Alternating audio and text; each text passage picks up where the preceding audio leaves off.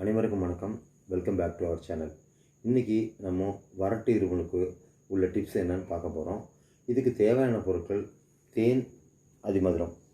இந்த அதிமதுரத்தை நல்லா நைஸாக அரைச்சிக்கோங்க. அரைச்சிட்டிங்கன்னா இப்படி ஒரு பொடி வரும்.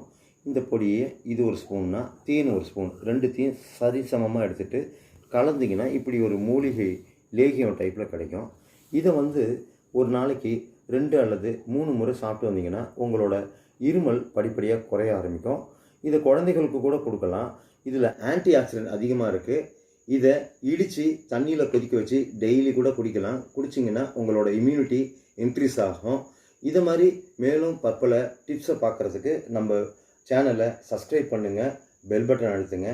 நாளைக்கு கை காலில் வெடிப்பு இருக்கிறத எப்படி சரி பண்ணுறதுன்றத டிப்ஸை பார்க்கலாம். நன்றி, வணக்கம்.